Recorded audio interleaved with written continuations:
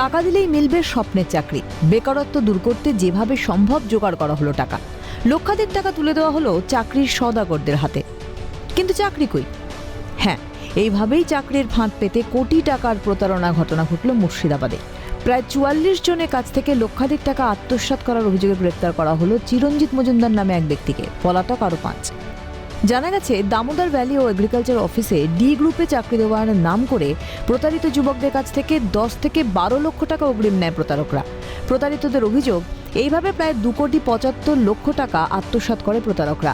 রীতিমতো অফিস ঘুরিয়ে দেখানো, ট্রেনিং করানোর পাশাপাশি সরকারি স্ট্যাম্প ও সই সহ সম্পূর্ণ জাল নিয়োগপত্র পোস্টাল মাধ্যমে প্রতারিতদের বাড়িতে পাঠানো হয় বলে অভিযোগ। এমনকি কারো কারো ব্যাংক অ্যাকাউন্টে ১ মাসের বেতন পর্যন্ত দেওয়া হয়। তবে সেই আনন্দ ধোপে টেকেনি। প্রতারণার বিষয়টি বোঝার পরেই প্রতারকদের কাছে টাকা চাইতে গেলে তারা ফেরত দিতে অস্বীকার করে, এমনকি মারধর করতেও উদ্যত হয়। দ্রুত পুলিশের দ্বারস্থ হয় প্রতারিতরা। জানা গেছে, প্রতারকের কারোর বাড়ি দুর্গাপুর, কারোর বর্ধমান, কারোর কাটোয়া, আবার কারোর কলকাতায়। অবিলম্বে টাকা ফেরত সহ দোষীদের কঠোর থেকে কঠোরতম শাস্তির দাবি জানায় প্রতারিতদের পরিবার। ডিভিসির ট্রেনিং করাতো, প্ল্যান্টের ভিতরে ঢোকাতো, জালিয়াতি অনেক কিছু দিয়েছে। ইমেলের মাধ্যমে আমাদের অনেক কিছু পাঠিয়েছে, অ্যাপয়েন্টমেন্ট দিয়েছে। দেখুন, ফেক। হ্যাঁ, ট্রেনিং ভিতরে করিয়েছে, ব্যারেজে নিয়ে যেত, বসে রাখতো, এরকম যে কাজ হবে তোমাদের, গিয়েছে এরকম বড়োবাবুর কাছে গিয়েছে, আসুক সব কিছু এরকম। আমরা যখন আমাদেরকে বিভিন্ন অফিস আগে নিয়ে ঘোরাফেরা করতো, বাই পোস্টে অ্যাপার্টমেন্ট আসতো। অ্যাপার্টমেন্ট আসার পর আমাদেরকে ট্রেনিংয়ে নিয়ে গিয়েছিলো। ট্রেনিংয়ের নাম করে 3 মাস ট্রেনিং করার পর তারপর তোমাদের চাকরিটা পোস্টিং হবে।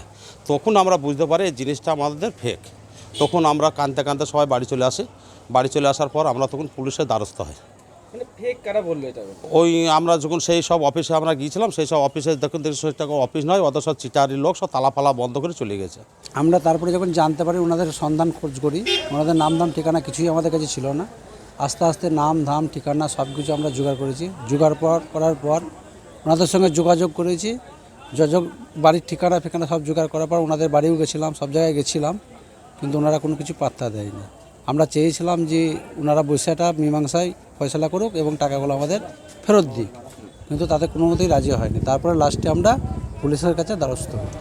অভিযোগ খতিয়ে দেখে একজনকে গ্রেফতার করে শক্তিপুর থানা পুলিশ। বাকিদের খোঁজে শুরু হয়েছে তল্লাশি অভিযান। বেকারত্ব ঘোচাতে গিয়ে প্রতারণার জালে প্রতি মুহূর্তে জড়াচ্ছে বহু মানুষ। কবে মিলবে এই পরিস্থিতি থেকে মুক্তি? কবে শিক্ষিত যুবক যুবতীদের সঠিক মূল্যায়নে মিলবে চাকরি? উত্তর অধরা। মুর্শিদাবাদ থেকে মৃন্ময় গোস্বামীর রিপোর্ট, কালকাটা নিউজ।